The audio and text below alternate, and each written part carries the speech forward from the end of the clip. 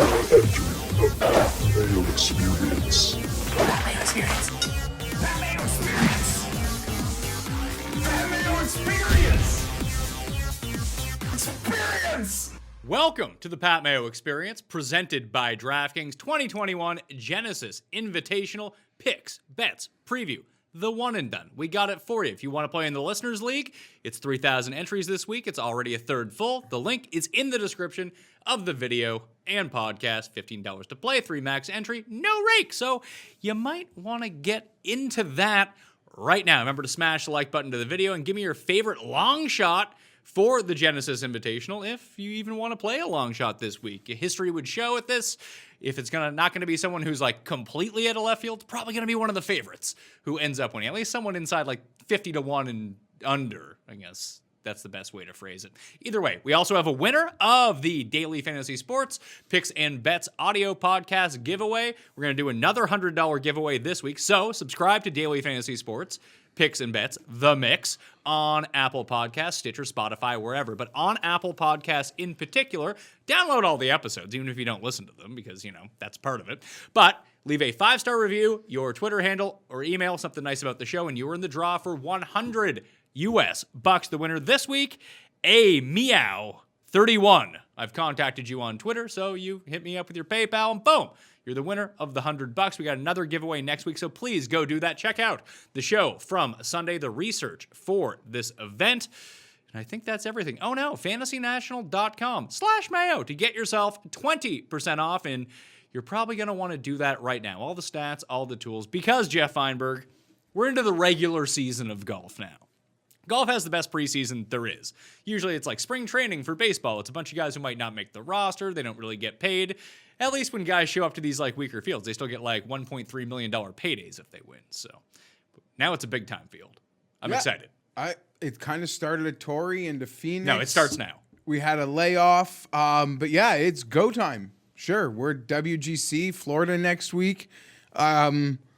Yeah, I don't know. If we don't, we'll probably go long today, but there's even some players I want to talk to you about who aren't playing this week that I'm excited about for Florida, who I think games are ready for. So, yeah, this is it. This is the meat. This is the meat. This is the road to the Masters that starts this week. This is a major-esque field. It's good. It's going to be one of the best of the year. I'm trying to think who isn't there now that Reed. you just, yeah. He does what he wants. Reed, Casey, and the Euros, except for Fitzpatrick, who's playing. Casey's played a lot and been traveling a lot. In and he's sort of on the Florida list because he's in whatever. We'll talk about it. Hatton's not over yet. Fleetwood's not over yet. I don't know if Peters qualifies. Fitzpatrick? Yeah, Fitzpatrick's playing. He's the first one to come over. Shows you how far down the board I go looking this week. Yeah. I didn't even know Fitz was playing. Congratulations on hitting back-to-back winners. Daniel, how's your burger? I felt it was bad because I had bet Molinari and Day already, and then DJ withdraws, and they don't adjust the odds right away, and I went to go bet. I was like, I can't bet any more guys at the top of the board because I would have just clicked Cantlay and Burger going up, just being like, oh yeah, they're going to be like half this come 20 minutes from now, but I already had the money invested, so I didn't do it, and I felt like an idiot, but it didn't win, and I didn't think it was going to win until it finally gave me hope sometime on the back nine. But if you had like $10, let's say, or $20, or more potentially, on Nate Lashley to win yesterday, it was worth the price of admission. It was the most like stressed out I have been at over a golf tournament. Whether win or lose, I generally don't get too high or too low. Sometimes I'll let out like a nice fist pump if anyone wins. But after the 3-putt, from close range in the triple bogey, or the 4-putt, I guess it was. Painful. I was devastated. Yeah. Not only for me, but for him too. Because all day you're looking at the leaderboard, and then Lashley gets into the lead, and then the names that you see behind him, Berger, Cantlay, Spieth. It's like, well, Nate Lashley's not going to win this tournament. One of those guys is going to win this tournament. But I've seen Von Taylor win. I've seen Ted Potter win at this course. It's possible. Yeah. It's very possible, and I feel for Nate because he made so much magic happen, and even the broadcast was like, this guy's got a look. Like, he is all business. And it happened on Saturday too, Pat. 17 missed like a 2-footer for a bogey. And then he takes that to a par 5 and makes a bogey to close his round. And, what a kick in the nuts. But you cashed a part of it. And I cashed the top 5. I cashed the top 20. He had to definitely make that worth a part, for admission. So good for that. I will. It was going to be a lot of money that he have won. I'm sure it was going to be for a lot of people. Yeah. A lot of people had bet it. Like, it wasn't just us talking about it. I think like everyone kind of like, man, that. Yeah, I guess it made sense. A lot of week. people. I think you had it. I think Skylar touted it. I could be wrong on that, but I think he was out there. Tour Junkies had it. And the Lee amount of had people that like had it, like in the feed and like hitting us up, and like we're so happy when Tim besmirched everybody but essentially Spieth and Cantley in the morning, which is perfect for me because my money was on Burger day. But yeah, what can you say? Well, the funny thing is Burger should have won by like 9 strokes. Well, it kind of reminded me of Reed in Mexico last year. Like, it was close and it was fun, but the fact that he didn't win by like 7 was pretty remarkable. I want a lot of money. I'm on a heater. Going back, I couldn't even spend I tried to spend a lot of money last night on a Herbert card, and I came up real short. Remember when you weren't going to collect cards? No, just Herbert cards. No, but if we revert back to the very first conversation, you're like, yeah, I'm going to get a few of these. Now you have like 300. You're trying to spend $3,000 on them. I tried last night, and I got beat at the finish line. I really wanted this one. You guys make fun of me for like making fun of the jersey patches. I identified this as the only authentic jersey patch. I'm not saying he wore it, but it was of the New Jersey. Anyway, that's boring. I tried to treat myself and spend a lot of money. I couldn't, Pat. Don't put it in. No. I marked down when we started. Even I had to delete the tweet. My wife. I read it. I read it. Your wife doesn't need to know. It did not need to know. But it was a 1-of-1 with the threads that were the only threads on the market I thought were proper. Anyway, he should have won by a fortune, and I can't believe I lost money to people on Saturday in that 2-ball. I pay promptly. Don't worry about instantly. So you'll never get paid faster than I sent those payments, but that was crippling. And Pebble Beach, I shouldn't be upset about this, but how could you be 1 inch playable off a hedge and be OB on the right, but I could play my goddamn ball out of the fucking Pacific if I want, and that's in play? I was on Saturday night. So that, because I did not want to have to give Spieth props, even though I will. That was quite the swing for you when he jars it from the middle of the fairway on 16 and then the double bogey on. How to lose that head-to-head is insane. And a lot of people were polite and gracious. One guy was a little snarky. Buddy, you're lucky. Lucky. Not lucky I paid. I pay. I'm not a welcher. I just mean lucky to win. So don't be like smart-assing me when you found your magic bean collection. Yeah, never really. I mean, if you know the person personally, then you can kind of be snarky a little bit. Like, if I want to bet with you, I'd be snarky about it, especially if I luck sack my way into winning said bet. If you don't know the person, don't especially if it's you're in the worst. That's the one thing, because people try to bet me stuff. Oh yeah, they could disappear. I'm not going to disappear. That's the thing. You don't have the ability to disappear. No. I don't have the ability to disappear, but they can disappear. If I disappear, just message Pat, tell him I disappeared, and he'll love the content that me welching or not following through on something would bring to this table. Well, just imagine how bad of a look it would be on. Not that I would do that to anyone, but on you or I, if we put out a bet, we made a bet with someone, then didn't pay them on the bet, and they could just be the worst look in the world. I could be betting you from your burner account. And you could still talk to me tomorrow. Yeah. So yeah, sure. I like to hopefully try. Either way, everything's cool. In closing, I want to say I did bet Burger when I had my Day, Fowler, and Varner bets in. And I didn't really want to invest in the top. But the second DJ left, bang. Bang. And I thought about Cantley too. But I was like, no, you got to be disciplined here. Don't overdo this. Because when Rom bailed from Amex, I really overexposed myself for no reason.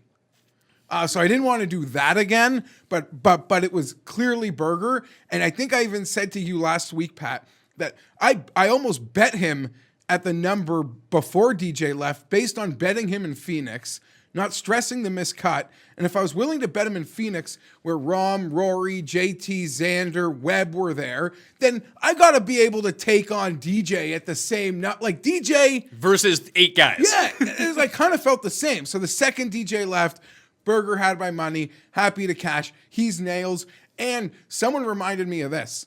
When Tony wilted after MX, and I came on here doing the one win for him, and even the thing with Xander is luck to not have one out of all their cases.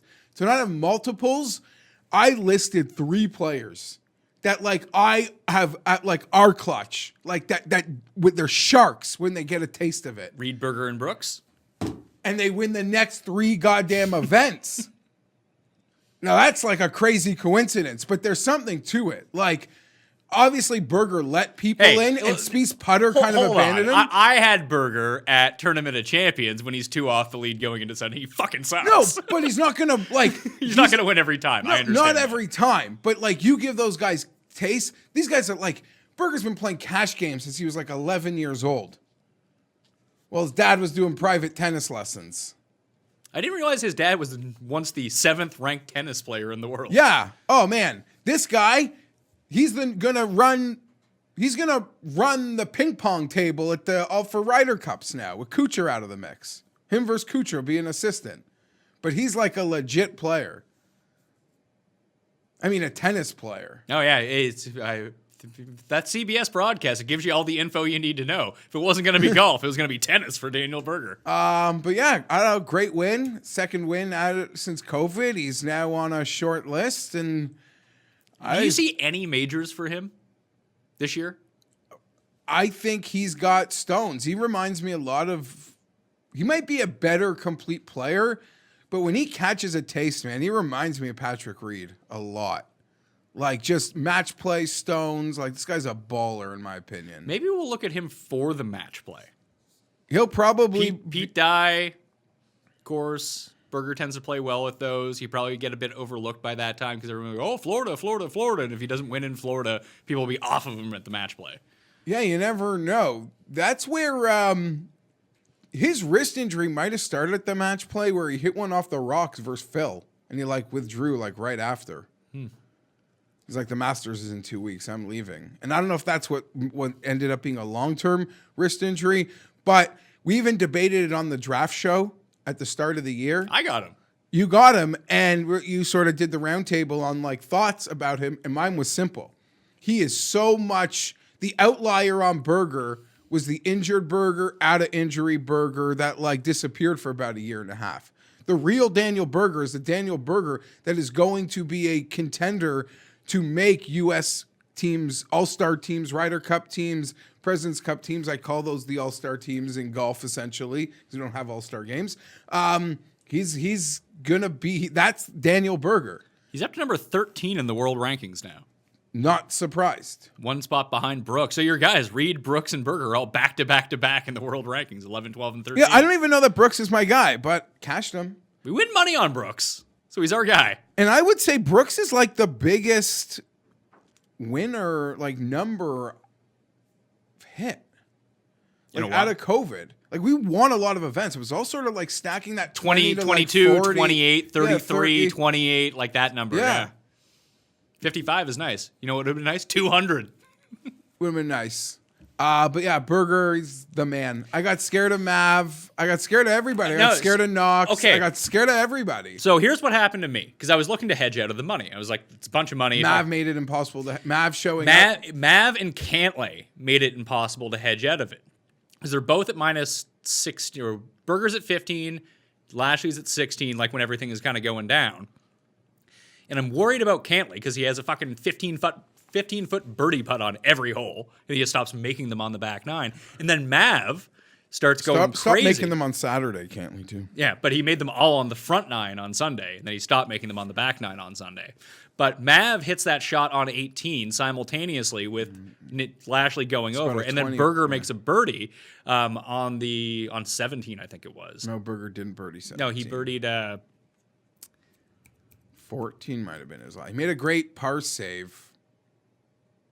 Yes, out of the bunker. And he almost hunted, but he didn't make a birdie past the the eagle on 18. So anyway, they were all kind of in the mix. So the thing that came down to me is I'm looking at the odds, like Berger's like minus 110 or something like that. And this happened to me once before years ago. It was at the Greenbrier. I forget who I had.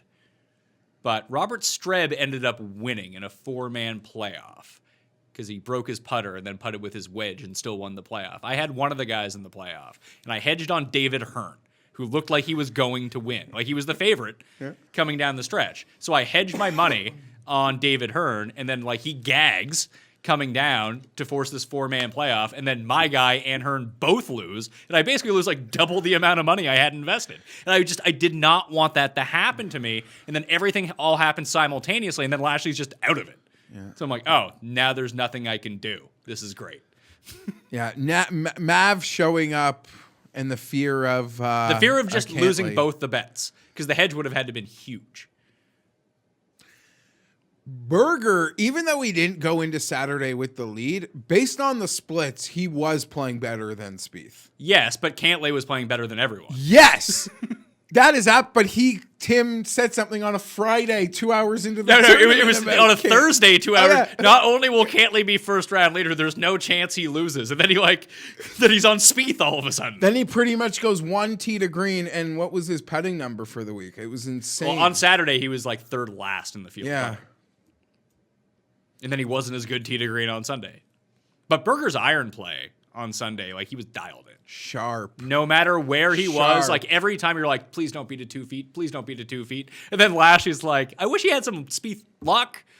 Get a hole in one. Luck. He had a few moments. Like, oh, you mean he like put the ball the 2 inches? Sorry. He put the ball 2 inches from the cup twice on approaches. Like, sorry, one of them go in. Thought Come you on, meant like that. I just meant like that's the stuff that needs to go right for you in order to hit the 200 to 1. Yeah, you know and you can't miss the. You can't miss. You gotta be.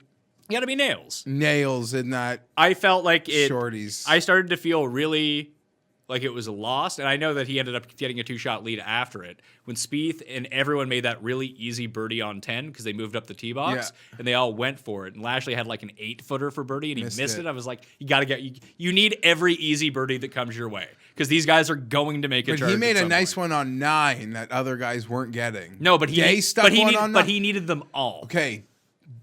I had money on Day, so I didn't want to retweet the bad juju, but someone sent me a picture of Day looking identical to JJ Spawn right now.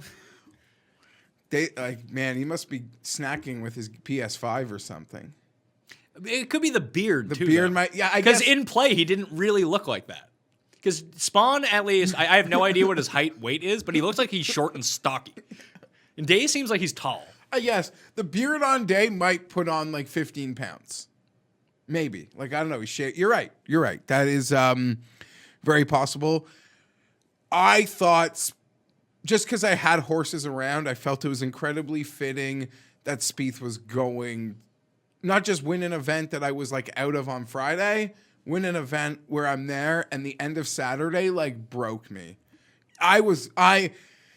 I shouldn't feel that way watching like golf, but I was really, really rattled. I was rattled after Saturday. That's how I felt on 16 on Sunday with Lashley. I mean, yeah, and even Lashley went double bogeyed out on Saturday also, so I felt like Spieth is just getting this chance. But then, like, then you're like, okay, all these horses, there's so many guys, like, let's see what you got. That being said, if you had money on him, you're probably disappointed, Pat, but he stacked events. Good for him. Good for him. Is he? No, he's not back. He has to win. But not even back. Is he going to be in contention every week again now? I don't know. Or like two of every 4 weeks? Is he going to be in contention? When off the tee is a premium, he's going to make the doubles and triples again, though, maybe. That, like, really kill the birdie runs. That being said, the putter abandoned him. A lot of, like, whether it was par saves or birdie putts, I thought this guy could, like, take things by the balls, and I guess everyone was letting things slip away, but it was almost like I really didn't want him getting too far ahead, and I felt like he missed a ton of putts. And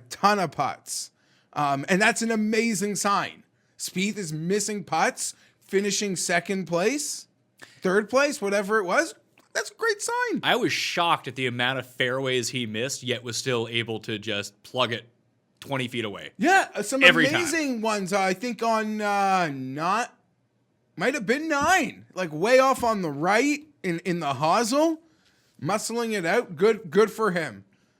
Good for him. It's funny. Keep grinding. Do your thing. When you win, I'll give you credit. I still think like people looking for me, I don't know why I have to say it. Like I was as right as I could have been about anything. The trajectory was perfect. The longer it lasts, I guess his giggle is like humorous to a certain extent, but I'm rooting for him. He's as great for a win as Reed while picking up a ball in a completely different angle as it pertains to us and the fun it would be. Other than me having to hand you $100 because of our bet, so long as Finau doesn't beat him to it. Maybe Finau gets his win this week. There's no way you're betting Finau at like 20-1 this week. When I win 2 in a row, I could do whatever I want, Pat. Well, we'll get to the name now. I've seen Ricky Fowler as deep as 250-1 this week. Where's 250? It was on the Euro exchange. We can get him at 175 though. Where's 175? Where I looked this morning. Because the biggest I saw was 125. But you're telling me to keep looking? Listen, I don't know what to say. It's a dark place. I bet him the last 2 weeks. Yeah. I thought the number was like, all right, it's coming around. It's the first round that keeps killing him. I don't know what's second round is going fine. on. It's just he missed he was going well and he missed a 2 or 3 footer. I guess everyone did that, but I don't know, man. I don't know. Is he gonna be? Do you think if we had he's gonna miss the Masters? I'm gonna say if we had to bet it right now, do you think he qualifies for the Masters? You don't? You don't think he gets it going at Honda or? I guess let's go players. Let's go. I'm rooting. I don't know. My biggest concern, Pat, right now is he's in a place. He's in he's stuck, and everyone around him is like getting better, and the kids are so good. And you could say, how do I put this? People gave up on like Sergio, but Sergio had like triple the worldwide wins, maybe quadruple the worldwide wins at this age that Ricky has. And I don't think there was ever a year where we're like, Sergio might miss the Masters. Was there? I don't think so. That's like, this is not a good play. Like, hey, Spieth can get it back together. Why can't Ricky?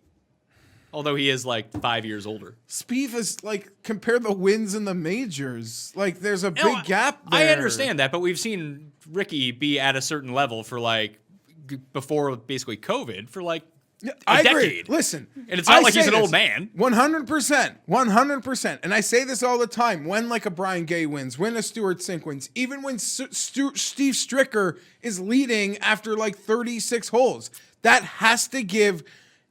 Like would say that's giving a guy like that has to be a kick in the ass for a guy like Jordan. It's got to be for a guy like Ricky. Keep grinding. And there's guys way behind that, like from a Harris English or like any of them.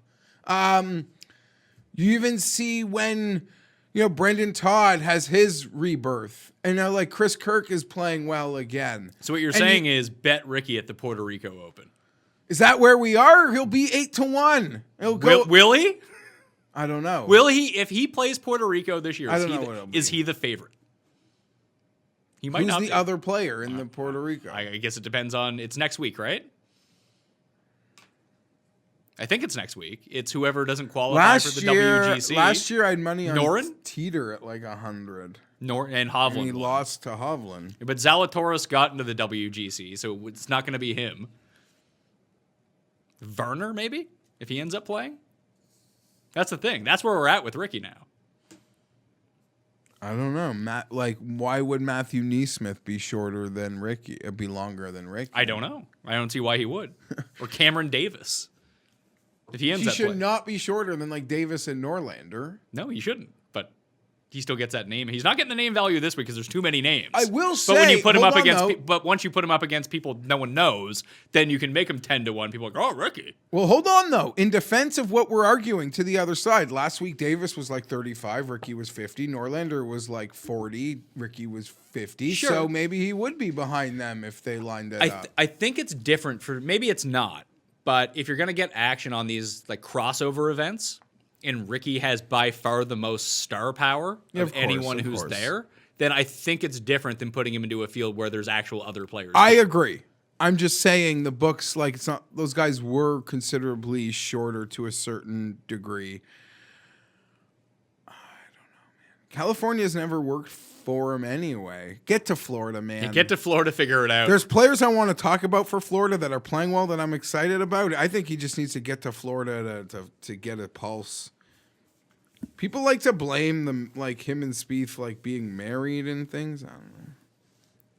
All right. Life's good, man. Life's good. Guy like Ricky, he's probably got a long-term club deal. Is Ricky the new Hunter Mahan?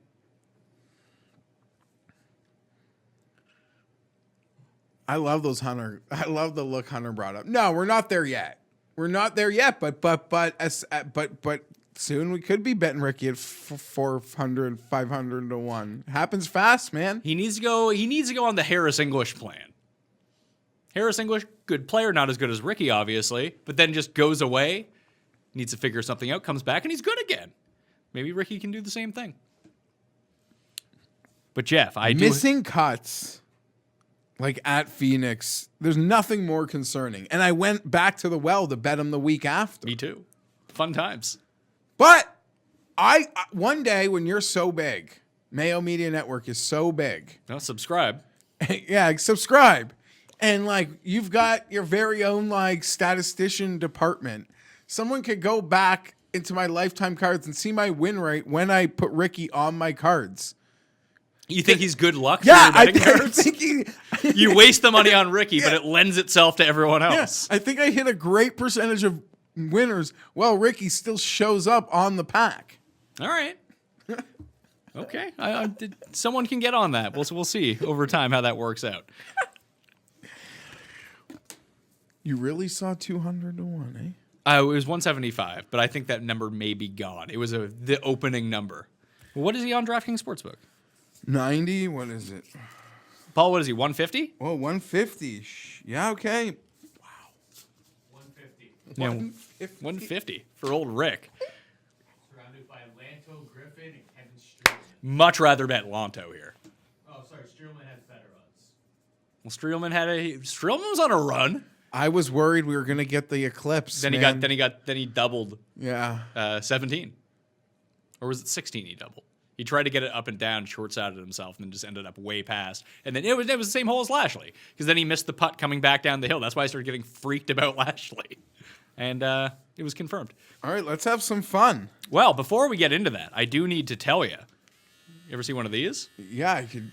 What do you got? We are in the thick of winter, Geoff, and there's a storm a-brewing. It looks like there's 1 to 3 inches that are in the forecast when you trim that hibernation bush that's taking place between your pants, pal. Luckily, our partners at Manscaped specialize in products to make sure you're walking around town with beautiful snowballs. Why don't you give your shaft a trim, pal? Get those balls all tight. Do you have one of these? Do you trim your balls with an electric razor, or do you just do it with like a straight razor? Because you should do it with this razor from Manscaped. I'm telling you. That's the way that we want to go. I'm more worried about these big bushy sideburns at the moment. That's what's concerning you? No, you got to be walking around because you can get the Lawnmower 3.0 trimmer. It's the best hygiene tool for the modern man. What else do I have here for you, Geoff? Check this out. And for the listeners, some ball toner, some anti-chafing ball deodorant. Duck butter can be a problem on sweating when you're sweating your lineups in winter. Yeah, if you're sweating your lineups, you need some anti-chafing ball deodorant if you're sweating Nate Lashley, because it's pretty cold out here, but if it's warm wherever you're at, you don't want to get the like rubbing your thighs together or anything like that. You don't want the chafings. But here's the best thing you can do. It's actually called the Crop Preserver, the anti-chafing ball deodorant that will make your balls smell nice and make you feel like your testes are walking in a winter wonderland, Geoff. But here's the big thing. You get 20% off plus free shipping with code MAYO at manscaped.com. They have a whole litany of products that you can go through. They've hopped on board as a sponsor of the show, so you can give your balls a trim, give your shaft a nice little trim there, air it out a little bit, give it some fresh, cold air going through. 20% off with free shipping at manscaped.com. Using the code MAYO, that's 20% off with free shipping at manscaped.com, and use code MAYO. Thanks, Manscaped, for making our winter wieners look so good. How's your winter wiener look, Geoff? Yeah, it's good. It'll look better with some Yeah, it manscaped.com. would. Probably Code would. Mayo. Some ball deodorant. There we go. Testing out these live reads. Oh, also, anyone who inquired about the free money last week as well, hit your email. You talk about being a prompt payer. We're a prompt payment system over here at Mayo Media Inc. A lot of people didn't get back. They're like, I want some free money. Then I told them about the free money. Then they're like, no, about the free money. You get the free money in you, okay? Let's do it. Let's talk about the Genesis Invitational. This is fun. This is one of my favorite. This is one of the best HD courses for television. Yeah, absolutely. And the floating cameras are outstanding. Paul even commented on that yesterday. The drone shots. Yeah, exactly. Tim was not a fan. No, what? Drones scare him. Honestly, I was a little behind. I saw you guys were having a whole exchange. I didn't. He's not a. I got the impression he did like it. He just likes Pebble Beach because it's very scenic, but the drone cameras freak him out. That's not how they did it in 1971. He was also getting upset because there was no break on Saturday. Golf Channel just bled into the broadcast because the college basketball running long is a tough scene. I just thought because Spieth was contending. No, because they switched over to at least where we are, because when they cut to impeachment one day, but Okay. we get it on our Canadian broadcast, so it's fine. I was quick to that. I was like, they could have their problems. I know we'll be taken care of because we get it on CBS, but we also get it on other we channels. get it on a local sports channels that I guess buy the Canadian rights from CBS. So And they weren't going to show impeachment. No, they were not. They were not. Riviera CC, par 71, 7,322 yards, Poa Greens. Much like Torrey Pines and South, and much like Pebble Beach Golf Links, a high percentage of missed putts inside 5 feet at Riviera. These Poa Greens, pretty tricky. And these green complexes in general, pretty tricky. So strokes gained, ball striking with an emphasis on approach, driving distance gains, par 4s gained 450 to 500, and strokes gained around the green are the key stats that I'm looking at. You go to fantasynational.com/Mayo for that discount. You plug them in. You see the players that spit out. I have a bit more than that. You can check that out on Sunday's show when I did my walkthrough. I'm going to tinker with the model just a little bit. But around the green really does matter here for treading water. There's a lot of bogeys you can make on these holes. And it's not like the typical around the green players are good around the green players necessarily here. There is baked in experience that comes with Riviera. It's a historic course. It's kind of wonky. You have to know the green complexes because we've seen bad putters and historical bad chippers be really good at both at this course consistently over the years. I'm looking at you, Bubba Watson. He just kind of has this part figured out. So the past winners, Scott won last year at -11. I believe you hit that. No, I didn't. You didn't? A lot of people hit. I didn't hit it, but No, but this I was had the Rory. start of a run where you went- people in the community got real hot, and people Then even COVID came. had this one. I didn't like Scott last year. It was literally his first event. Yeah. He had done some stuff with the Australian PGA around Christmas, but he had not played. And I kind of made the jokes, as we always do, that he's got that James Bond feel. If there's one player in the world that could drop out of the sky and just win a golf tournament without playing much, to me, it is Adam Scott. I didn't bet him last year. It probably was like 35-40 to 1, though. I think it was 33 or 40, depending on where you got it. But Scott -11, JB on that weird weather. Outdid JT. and Rory and a whole Wow, bunch of people. yeah. -14. They played 36 holes on Sunday. Bubba -12, Dustin -17, Bubba -16, Han -6, Bubba Watson -15. The comp course to this, we've seen a lot of every left-hander who's ever won the Masters has won multiple times at Riviera in their careers. Bubba's won 3, Phil's won 2, Weir's won 2 at this course. So it's set up for lefties and guys that just hit draws off the tee. Also, the other crossover would be Quail Hollow. Okay. The Bubba win, the 18 win, that was the All-Star weekend. Oh, yeah, and we didn't bet him. Where he said he will leave if there's any delays with weather because he was in the celebrity Basketball game. All-Star weekend, which was, I guess, was in LA. He goes on to win. That was annoying. But we hit him 2 other times that year, so that was okay. Match play and Travelers. He outdueled on Sunday Finau and Cantlay, Finau and Cantlay, who you had, I think. who I had, and who I might have again. Oh, boy. Okay. Let's get into the odds then, because I have a very strong lean this week. So rarely do. Very top of the board, Dustin Johnson, 5.5 to 1. Not going to bet him. I think that's an unbettable number in this field. If he was 4 to 1 last week against those scrubs, I get that he's good at this course, but he's won it once in 12 years.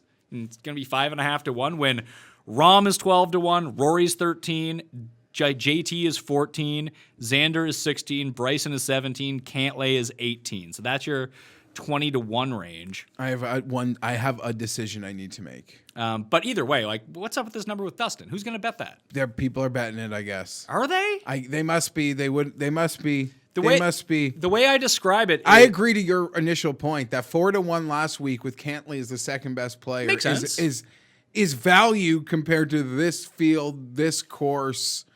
Although we don't get bad players winning here, and we do get bad players winning at Pebble, so maybe because it really is a finite list that it does make more sense. It doesn't make sense, because here's why. If Dustin plays to 93% of his capabilities and Rahm plays to 97% of his capabilities, Rahm is going to win. I don't disagree. And Rahm is over double the odds. Yeah, like, that gap crazy. is too big. That gap is way too big. I totally agree. Just this field is so much stronger, and it just seems there's so many good players here. Okay. That once we get down to even, I would say almost everyone from 80 to 1 and below kind of has a shot this. Not everyone, but I don't go that. there are players down there I don't go that are mispriced, it seems, only because this field is so strong.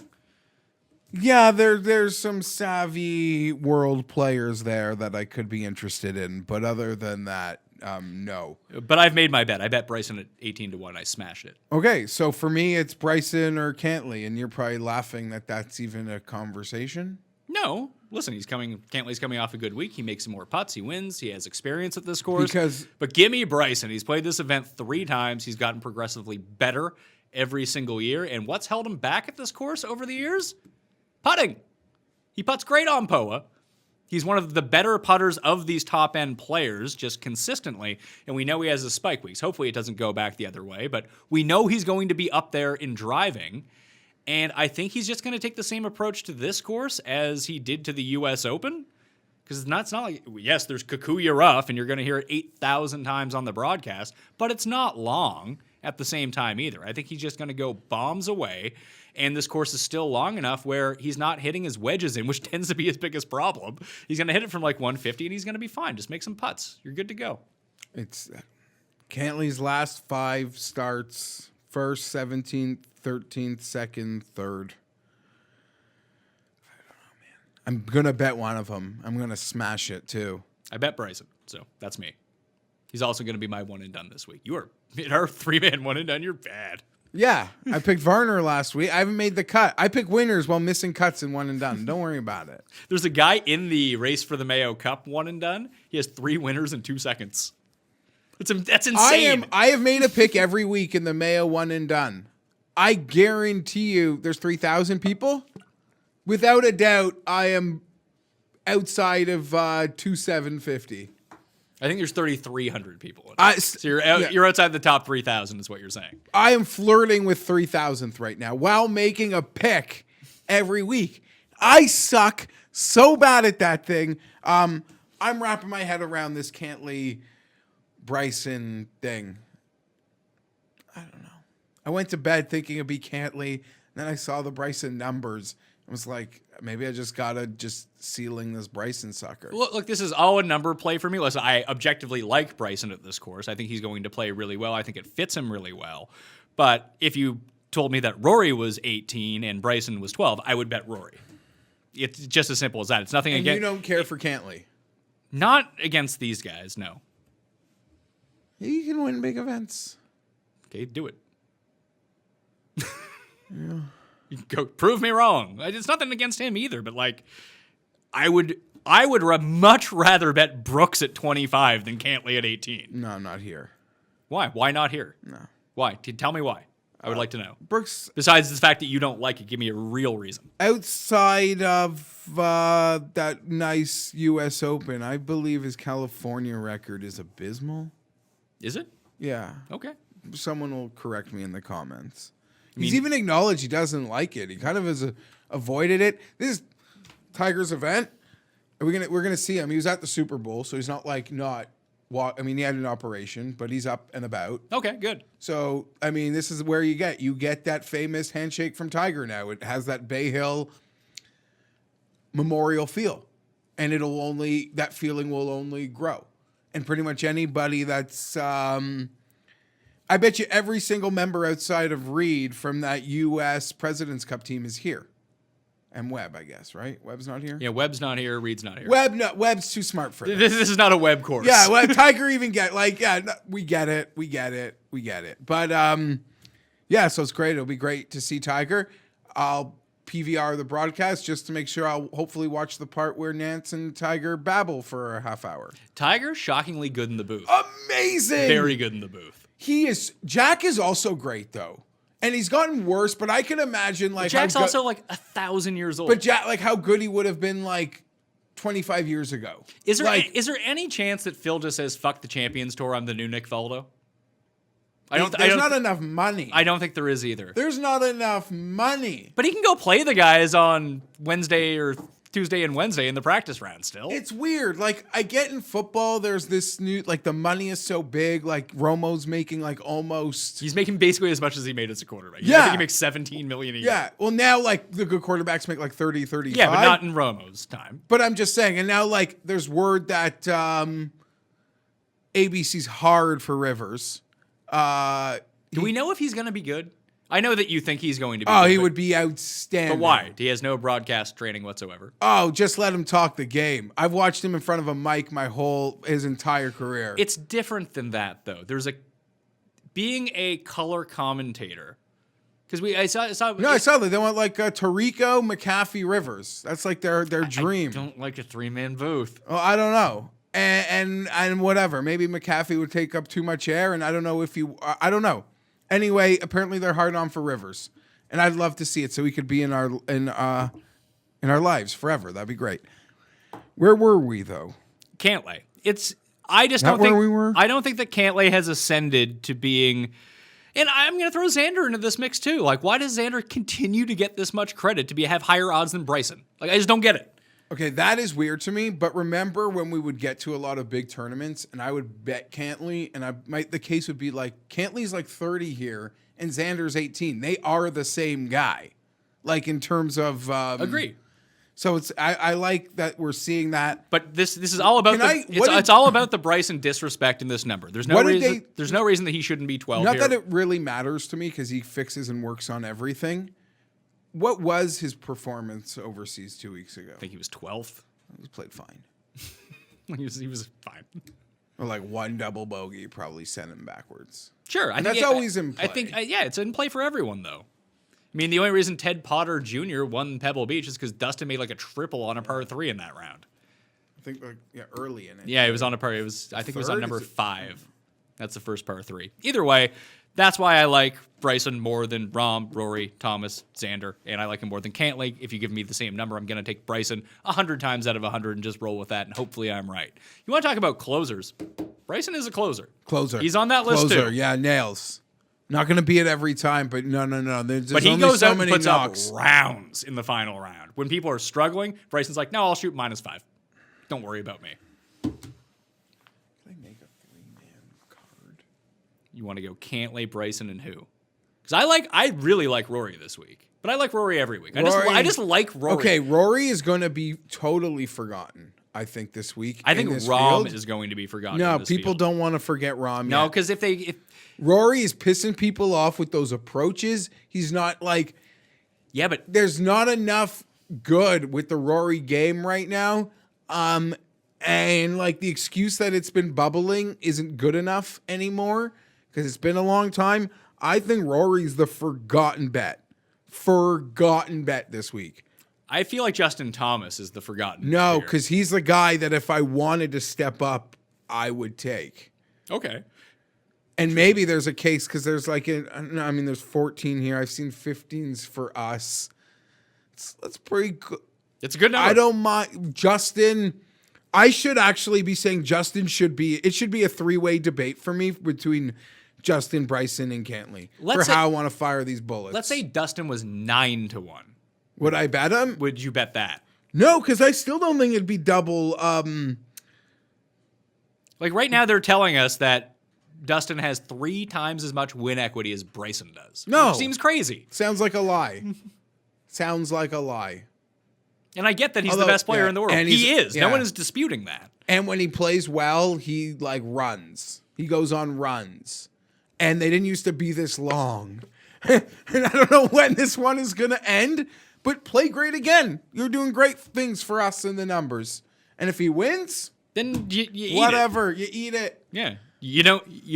It's so hard to win anyway that you're going to lose. If you're going to lose to Dustin, then you lose. It was like betting at Boston last year. It's like, oh, I have these few bets. They're in. It's like, oh, Dustin won by 12. Okay, well, let's move on to next week. But it's not too long ago that Dustin Johnson basically had the lead at the PGA Championship last summer and gagged it away. Yeah, I was like, oh, I can't close again. And then it got to, what was the event? Yeah, I can't close again. And even Brooks was calling him out on the Saturday postgame. Yeah. I'm not, who? Oh, he's got one? Although Brooks wilted on Sunday there. That's another California course where he played well at the PGA Did Championship. play well. A major, though, Pat. He cares more about those.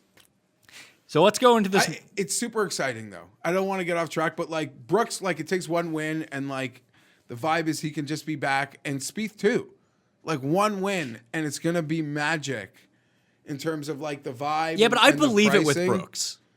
And Brooks doesn't get the credit from the books like Spieth does. Like, Spieth is, spoiler, 40-1. I've seen him as low as 30-1 in this field. And this just doesn't feel like a course where he should compete. I'm tempted to be. It could cost me my entire Herbert collection, and I'd probably have to cut it off. But I'm tempted to book the Masters bets at the current numbers. Someone told me they were excited that they bet him at 18-1 at the Masters. Go for good. That's you the could have type bet him of 2. You could have bet him 2 weeks ago at 60-1. That's the type of shit I'm talking about. I want to book those bets today. Just if you're thinking about betting Spieth at the Masters, just let him have 2 bad weeks. Then his number's going to fall again. It's not going to fall back down to what it was, but it's going to be much better than it is today. I agree the Masters is a comfort course for him, but when we get to the Masters, to me, there's like 9 guys that can win, and he's not one of them. Oh, he's definitely one of them. 100% he's one of them. If Tiger won 2 years ago, he's one of the guys who can win. Because you don't need to have that skill set in order to do it. And if he's playing well, he can most definitely win at Augusta. Yeah, so you fucking eagle out from 100 yards 6 times. Yeah, it's something he does. Okay. So next range, I'm betting Bryson 18-1. So this 20 range, we got Finau at 22. Finau lower odds than Brooks somehow. Brooks at 25, Berger at 30, Morikawa at 33, Hovland at 35, Scott, Spieth, Hideki all the way up to 50. There are 40 and 45-1. You know who I'm betting in here. Should be easy. It's a guy who should be 18-1 also. Or if you're going to give me Cantlay at 18-1 and Finau at 22, who's the one name in there? There's really 2 names, I feel like. Morikawa. We're in California. What the fuck does this guy have to do? I don't understand it. I love it. 33-1 booked. What's the is that the best you've seen? No. Interesting. I just want to clear something. DraftKings really good with the numbers. It's weird that they're getting this Finau action because they're the only place I have seen Finau ahead of Brooks. Okay. Guess they're not taking Brooks action. I have bet Tony Finau at 27-1, Pat. On that same place, Morikawa is 35. I have bet Tony Finau 27-1. I win 2 in a row. I can do whatever I want. Question from the audience. Sure. Why wouldn't you just bet Morikawa, who actually wins golf tournaments? So there, 3-man card. Morikawa, Finau, and one of JT, Bryson, or Cantlay. Okay. I like it. I like where I'm going. It actually would have to be a 4-man card because I took that early Bubba this morning. The big Bubba. So that is it. So I have 2 bets in, Bubba at a big number and Finau at 27. I do kind of want to talk about Brooks, though. I find it strange that his number is still 25. especially after the ball striking clinic he put on in Phoenix. And I went back and looked at his numbers. Year one, he's played this course twice. He's never putted well at this course, but he struck the shit out of the ball. Like, he has the perfect skill set for Riviera. He really does. That I'm kind of curious about that 25. I don't see why his win equity is so much lower than Xander's. That is, yeah. Or Cantley's, for that matter. Is it weird? Like, is there like the algo shows the books? People really don't want to go to the well with him? I think it's sort of the Bryson effect, that they're so polarizing in a certain sort of way. It's like Reed, that you always get a better number on Reed than you do of everyone else who wins. As there's very few people who win as much as Patrick Reed, but he's always 3 times lower in the odds. Brooks and Bryson seem to have this thing where people don't like them and people don't bet them because people like Xander, people like Cantlay, people like Tony Finau, people like Jordan Spieth, that they want to bet on them because they want to bet on people they want to watch win. Ricky Fowler. Instead of betting on people who actually win. So I like Morikawa in this range. I like him more than Hovland. I really like Hovland. He's been really good. You scared me a bit with how,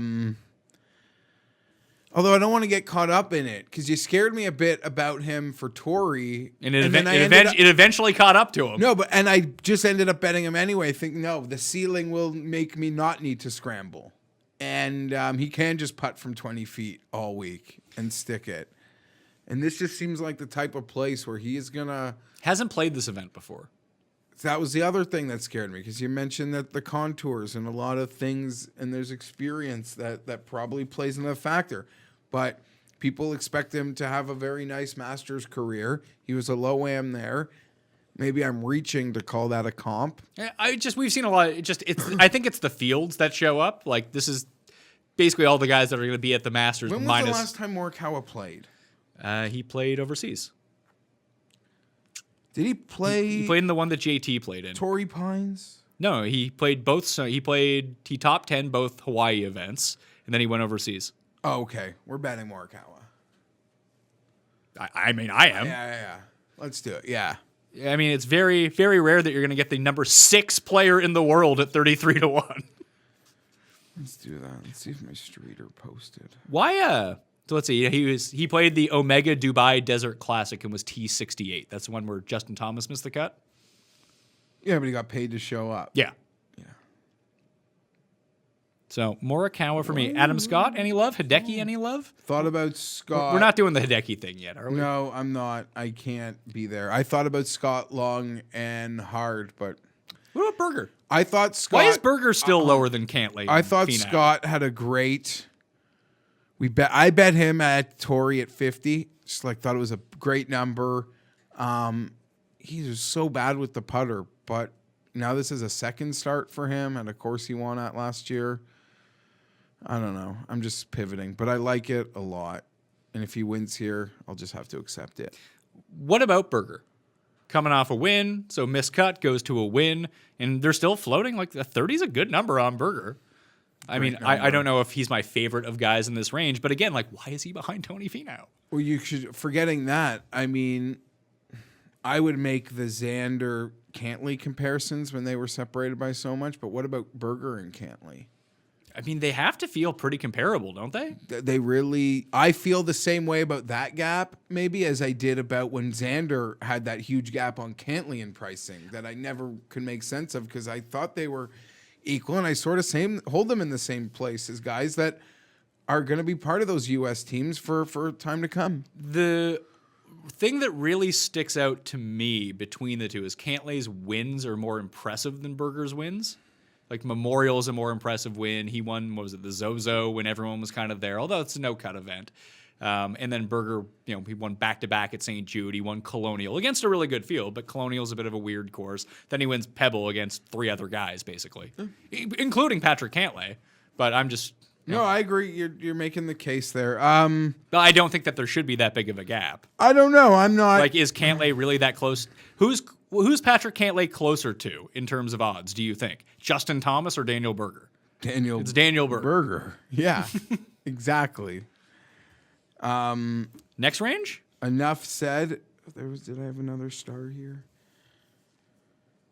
I don't know. Scheffler, I guess that's We're the not next there yet. range. Yeah. Next range, 50 to 1 and up. Bubba Watson, 50 to 1 auto bet. I got it. You got it at 60. I got it at 55. 59, Yeah, that's actually 60. Yeah, I know. I don't know why they do that. I don't know why they do it either, but Because they pay you out at 60. Yeah. I always, okay. so you got him at 60. You sent it to me, and I was like, oh, I'm going to go hit that. And it was already gone down to 55, but I hit it anyway. It's still 50 on DraftKings Sportsbook. I would hit that too. Why not? Why wouldn't you? Of the guys who are like deeper in this field who can win, it's him. He's won here 3 times in the past 6 years. I bet him at Phoenix a couple weeks ago. And he was fine in Phoenix. He wasn't great, but So I'm not. Now we're going to Rev, and I'm not getting off. There's times and places to bet Bubba. This is one of them. The number is good. so here's some names for you from this range. I also bet Leishman at 70 to 1. I grabbed the each way with that. People are into that. He has competed well. He has a really mixed history at Riviera. It's basically a miscut or a top 5 for Leishman. But the way that he's hitting the iron so far in 2021 is incredible. If he can just get the putter to catch up, if he can just drive it okay, he can chip okay, and keep doing what he's doing, I see no reason why he can't compete here, and he's 70 to 1. So I like Leishman. I like Aussies at this tournament too. When we get a bit deeper, I threw some top 5s on some guys as well that are a bit down the list. The Masters boy. The Masters boy and maybe his bigger same-name friend who kind of fits exactly what I want to see. Oh, yeah. That'd be a big ask, but It would be, sure. but he keeps showing. Basically, yeah. everywhere where Dustin has shown up and played well, he's shown up and played well. He never wins because Dustin keeps winning. So is this the Kevin Chappell, Jason Day thing you're going to give me? Remember? Well, there's that, but there's also one of those other corollaries too. That if I'm going to bet Bryson, do I have to bet Wolf at 80? Well, that was the other thing. Like that's a guy who can win at 80 to 1. He can win this tournament at 80 to 1. Well, no, it's the other part of it. I mean, you make that argument for Wolf. For me, it's like, okay, well, I do believe Hovland and Morikawa are A step ahead. a step ahead. But why is Wolf behind Scheffler? Well, that's the other thing. Now it's done a total flip where Wolf is like low man. And I think these you buy the dip on Wolf. and no, but there's a rotating low man in like the group. Is there not? Where's Zalatoris this week? 60s? 60s? Is he? I thought he was. Yeah, Zalatoris is 90 actually, and Wolf is 80. Well, that's a strong number because I saw something else. I don't know. It's a big ask. I'm going to be investing shorter. I don't think it's that big of an ask for Wolf, to tell you the truth. I don't. No, sorry, I don't know what I was thinking about. For Will Z, Zalatoris, for a yeah. first win, sure. Yeah. Wolf has one on tour. He has like Contended 8 in second-place finishes. Majors contended. Yeah, like he's not afraid Yeah, of the big field. Not afraid. Long irons, big driver, putts well on POA. Why not? I'm going to be in on Matthew Wolf. Spoiler. Someone actually tweeted that to me this morning. Everyone is in on Wolf is the one problem. Well, no, it was more like I feel like Riviera works for Wolf, works for Bryson. Therefore, like I have to bet Wolf at 80. That's kind of the thing with me. Yeah, I don't know. I don't think I'm going to have any quarters left. Yeah, well, you attacked the top of the board far more than I did. Well, I haven't really done it yet, but that's the plan. What do you make of Homa? He's won the corollary quail, too. If this guy could have putt, he'd have been right there. Wow. How owned is he going to be on DraftKings this week? Wow. What a ball striking performance. I mean, it's not like he didn't. It's not like he didn't putt. He gained 4 strokes putting on Pebble. He missed the ones that you don't want to. But can I see the stats from like 7 feet and in? I can probably look those up for you. Last week, because in that range, man, yeah, he. Last week he gained on the field from 5 to 10 feet and 10 to 15 feet. He lost from 5 feet and in, but just marginally. You remember the ones that there were a lot. Misses. There were too many, but there was a bunch on Great. Saturday, yeah. but he made a whole bunch on Sunday. Great, he's the man. He's playing well. California loves it. He's hyped too. He's too hyped. I feel like he might be too hyped this week. Oh, I mean, like he's personally feeling hyped. Yeah, like but I also think that there's going to be a lot of hype around him. It seems like I would probably rather go. He got a lot of great TV back to Zalatoris. He got a lot of great TV time.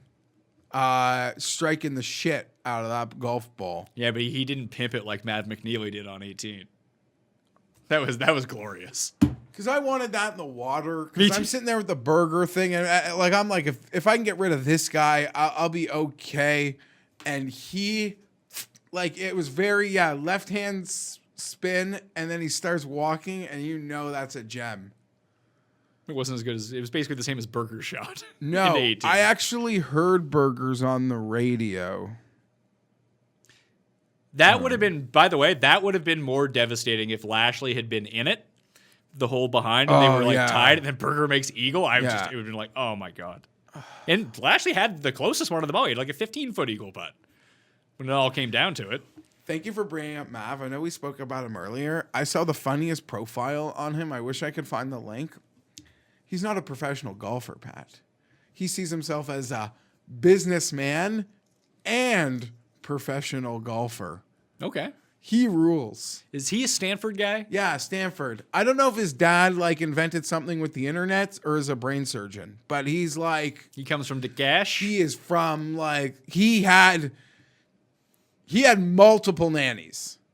Sweet. Yeah, like I think there's like a nanny, and then there's like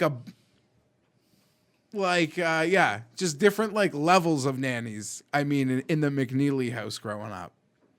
Okay. Anyone else you want to talk about from here? Ortiz is 90. Ortiz playing really well. He was in the mix at Torrey. Silicon Valley or brain surgeon? The dad did one of them. You think I could remember? How about this guy? No one talking about him. I don't think anyone's going to use him this week. No one's going to bet him. See, they show guys golfing that like want to check the Georgia football scores, and McNeely just wants to check his stonks. We talk about the golf. Sure. You can do your Maverick McNeely Is McNeely podcast. playing? Yeah, probably. I'm not going to be betting Maverick McNeely. 150. How about a guy at 55 who's been awesome in 2020? Neiman. Why don't we like Neiman? I do like him. I gotta just pass. Okay. I won't have money. Ortiz, like I mentioned, never missed the cut here. Tends to play well at Riviera. Tends to putt well on POA. And playing great. Even put the charge into Phoenix coming down the stretch. Playing so well. Bit of smoke and mirrors. He's gaining a lot of strokes putting at the moment. Okay, what about Neiman's good buddy, Sergio Garcia? Don't love it here. Isn't this like a place where he should have won twice but just could never putt? It was. Yeah, felt like it. Hasn't been in recent years. Feel like he got his win. He's putting with his eyes closed still. It's not great news. Whatever, I like that friendship. I hope he's paired with Neiman. That's going to be it for me in that range. Kokrak's interesting. He tends, again, he has the skill set that you kind of want for this course. Wolf reminds me sort of the advanced Kokrak won Kokrak. CJ at Shadow Creek, wasn't it? at 90. Yeah. I think that And he's he's the biggest outlier, the only outlier win in a strong field. yeah. Literally. Beyond that, if we get into the 100-1, you probably don't Your want to. Aussies, you've mentioned them. Cam Davis, Cam Smith. 100 on both? Yeah, it's 100 on both. I'm just going to roll the dice on them. Cam Davis really saved his Sunday putting well at Pebble, but the driving is just insane. So you with bet him 3 right now. Aussies. Yeah. So is Herbert here or something? I didn't even look at the back end. Do we got John Senden? No, we don't. You know who really broke my heart at Pebble Beach? Molinari. He topped that ball on the first hole on Saturday, and he was not the same afterwards. Varner just broke me. Werner broke a lot of people this week, missing the cut. But Werner's 200-1. Remember, he was the story on Saturday last year. Remember, this was the tournament where everyone complained about the broadcast. Remember, he topped that ball on 10 and no one saw it. This is it. Scott went like behind the green. Yes. I had Damon. This is the tournament. I lost my mind, and then it kind of went away because CBS goes on like a hiatus after this historically. Yes, it becomes NBC time. WGC, Florida Swing. This broadcast was the most tilting. Yeah. You were like picking on me for how mad I was getting, even though you acknowledged it was shit. It wasn't good because I specifically remember having Damon not seeing a shot. He was like one back, and the only time I saw him was when Adam Scott almost drove into him on a fairway. No, the leaders like were both making like a double somewhere, and they weren't even showing it to us. And this wasn't in the gap window. I feel like they've been better though. CBS has been really good. Yeah. They're starting. There to was get a it. lot of competition, although people were like, they didn't show Streelman's eagle.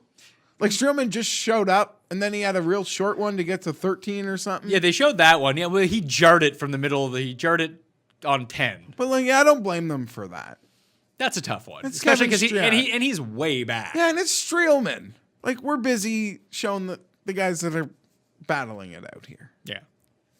100 to 1. I will 100% be on like a top 20 on my prop card with a Corey Connors. Over Cameron Smith and Cam Davis? Oh, no, I'm just talking about a top 20. Oh, okay.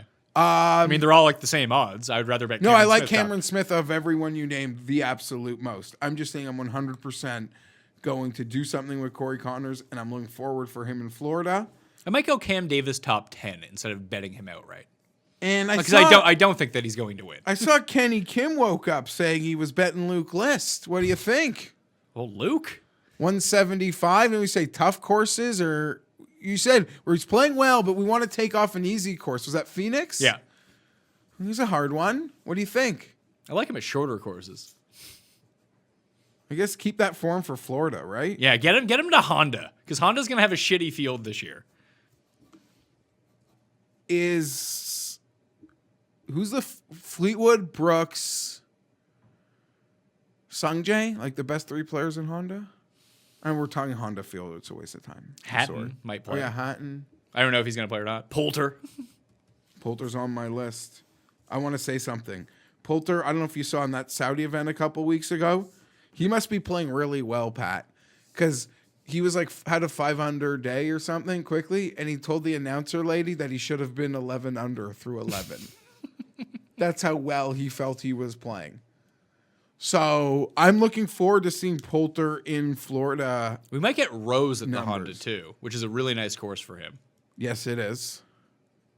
And I think that people might be sleeping on that he's playing pretty well. Really well. He had a, third place? Second. Yeah. He's tied with Finau. He had a crafty little holdout with a hybrid off the green. He, to me, might be the best player in the world at those. I remember the one when he won at Marion. Yeah. Just, I think it was driver or 5-wood. No, it's one from just off. Yeah. I don't think he had that. I think it was a driver back then because it was 2013. I don't know if it was a driver, but it was something that he's so good at those perfectly weighted rolls. Yeah, good for Rose. Maybe he's a sneaky. I mean, I like to make my jokes, but I bet she's got a big Masters number. I wouldn't be afraid to hit that. Go check in to see what that is because I don't have any Masters. I bets at have the moment. not a single bet on this Masters, and you know what my problem is? Why I haven't bet it? Because I see no value in the players I think are going to win, and I haven't even decided which one I'm going to go all in on. Yeah. Like, there's no secret there. It's good to see Hoffman play well when he doesn't withdraw. Yeah. Steele, I think, not worth a look to win, but I think that he plays well this week. Your California boys, Hahn or any of those? I mean, Hans won here. Hans won both Quail Hollow and this course. Same as JB. Do you have to blindly? I think JB Holmes is like 300 to 1 or something. Do you just do you throw the blind backing on JB and like maybe this is magic in a bottle again? No. Does this type of layout work for Munoz? Because his numbers are starting to get really old and big again. Yeah, they are. I don't like this. I like this better for Lonto, to tell you the truth.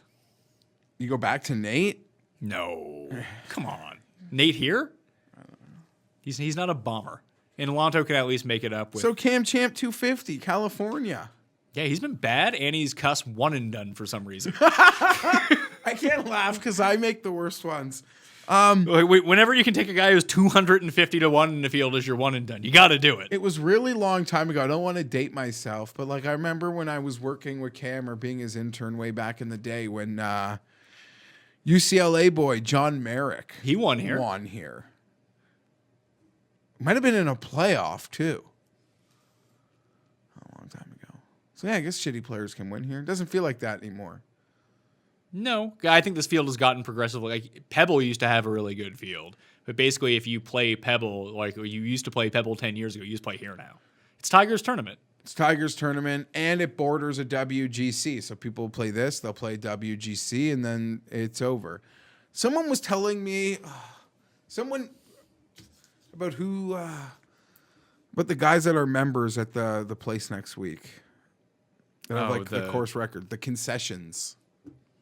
And I can't remember who it is. I'm sure. Don't worry. I know. It'll be everywhere. I know nothing about this course. I don't even know what part of Florida it is.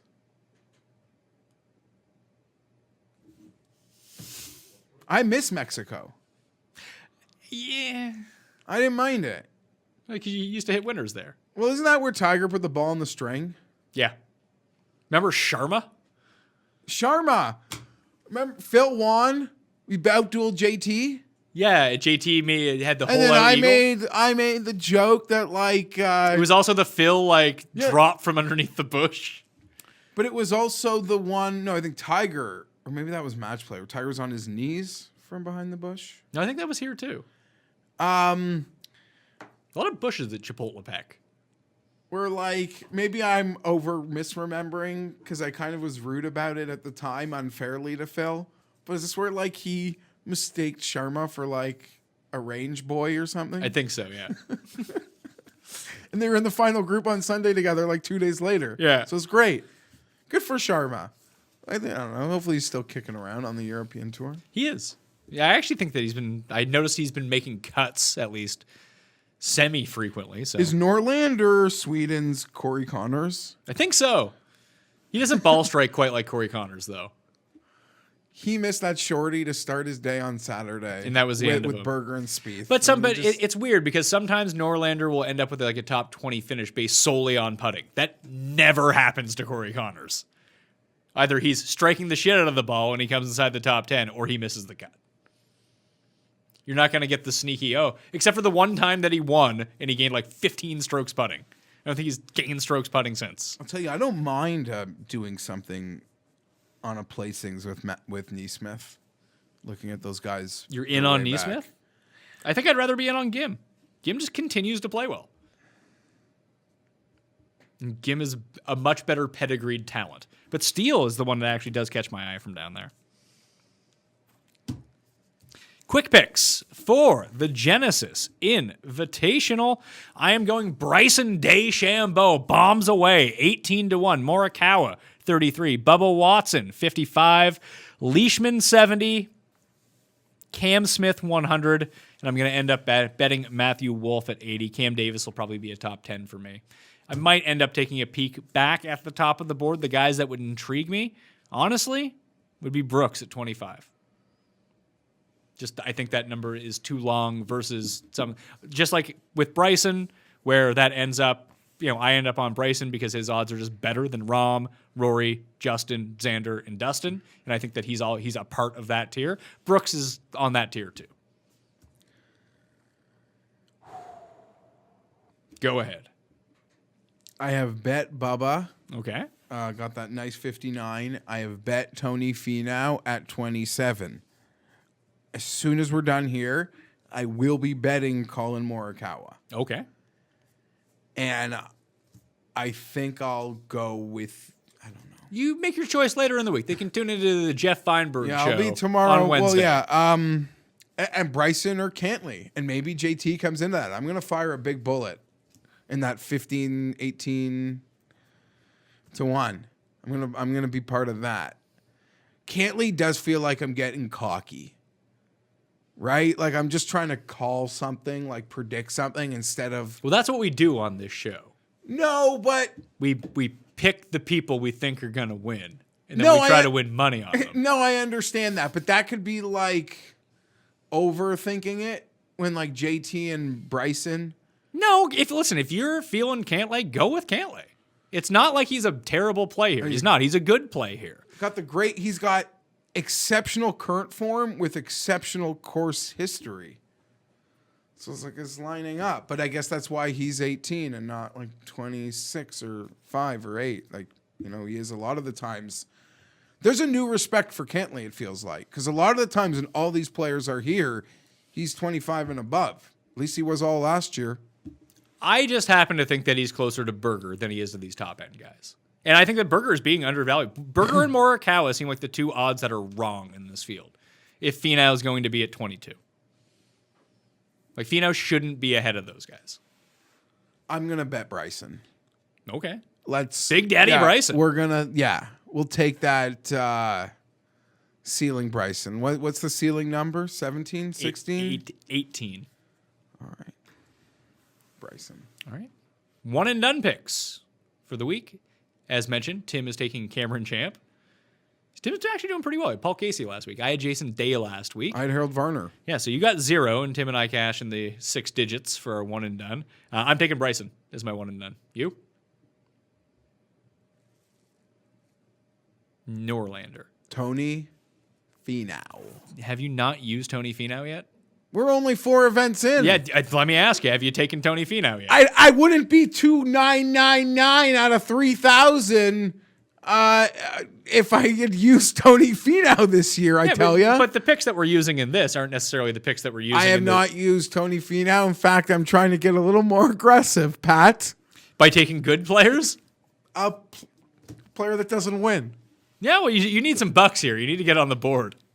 At this point, I'm not worried about beating 3,000 other people. I'm going to just try to beat you and Tim, okay? Well, you're in like a $1.6 million hole to start. Even a win this week wouldn't catch you up to first in our 3-man. It's been a disaster, but You're winning the real money. You're not too concerned about this. I'm not. That's a mini game, as they say. Mini game. So Bryson for me, Finau for you, Champ for Timanda Cust. We're doing some football this week with Cust. I have a lot to say. Okay. I have a lot to say. That'll come out on Thursday. I'm excited we're doing this. Every 2 weeks or so, I think we should just do it. The people miss it. I miss doing it. It's a fun show. Yeah. I was like, there's no even point to bringing it up here. I have things. I'll tease you this. Do you think my investments Oh, my God. in cards was weird? What are you into now? Wait till tomorrow. Oh, God.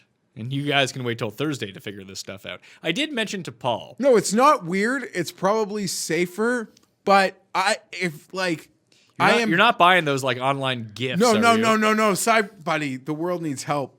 Although if anyone needs money for NBA gifts or cyberpunks and needs to sell Herbert cards, message me. Because I have a lot of money that I didn't get to spend last night. I'm like a GM because in waiting to buy something last night, I passed an opportunity for something earlier in the week because I needed all my eggs for last night and I lost. So I missed that opportunity, doubled by missing this opportunity. I feel like a GM with a lot of money for free agency. So you're the Jets. You're gonna sign fucking Le'Veon Bell to $80 million. Again, hey, he's back on the market. Let's get him. But I have taken my investment in Herbert to a whole new level that's beyond cards. And I can't wait to tell you guys about it on Thursday. I had mentioned to Paul before we came on, before you showed up, that Bitcoin needs to hire some influencers. They have Elon Musk. What do you mean? Listen, Elon Musk is a good one, but every other person that is constantly telling me to buy Bitcoin that I see on my Twitter feed is like the most annoying person I know. It makes me not want to buy it. But they're also like people quiet about it who have done it and are making. I'm not saying that they're not. That are happy that it spiked, but they're just sitting there quietly making their money. But the people that are like overtly telling you to buy Bitcoin are just the most annoying people that you don't want to be in on that. I agree. It makes you want to go the other way on it. So they need to hire some people who are a bit, level-headed, maybe aren't the most annoying people in the world, and feel like, hey, you should buy Bitcoin, okay? Feel like, yes, Paul. There's a certain level of desperation. Where That's they're what it begging, feels like. They're like begging you. Yeah, to why sink are your you begging money me to buy Bitcoin if it's such a great investment and you've made so much? It doesn't take much for you to look at the chart and be like, "Well, I'm scared that you're trying to get me to buy in at the top." Like, I get it. Oh yeah, a lot of them are very, very. They're so invested that they're like, "Please, of like currency will be dead in 5 years. Make me rich." Yeah, but why are you telling me that? Why aren't you just doing it? Like, what is the upside for you telling me about it? So they can quote tweet it when they're right? I don't know. But there is no financial gain on that, is there? No, I don't think so. Like, at least when we talk about, like, golf picks, for example, and quote tweet the stuff out, we do a show that we try to monetize, and then we can make a living off of. Yep. So I think intrinsically to me that makes a lot of sense. But if you're just guy who likes Bitcoin and you're constantly telling people to buy Bitcoin, where's the upside for you? Yeah, CNBC isn't hiring you. Well, No. if everybody buys Bitcoin, then considering the fact that they're positioned before you, they will make lots of money. But no, yeah, it's egregious. Let people deal with their own money. For Elon Musk, that makes sense. For like random guy on the internet, I don't quite get it. I mean, Elon Musk isn't on Twitter promoting Bitcoin every single day either, though. He doesn't talk about it at all. The company bought some. That's it. Can I ask about a golfer? Sure. Is it Fitzpatrick, who we didn't even mention, the number 20 player in the world, who's 100 to 1? No, he's going to warm up and be good in Florida. Yeah, that's how I feel too. Sam Burns, Okay. 125, or Woodland, 100? Woodland would do it more for me than Sam Burns. It feels like Woodland could win in this field, right? I guess. Sam Burns can't win in any field. So. Fair. I don't know. I guess that's a waste of time. I'm not betting any of them. Okay. I'm at the top. See, woo, Kip.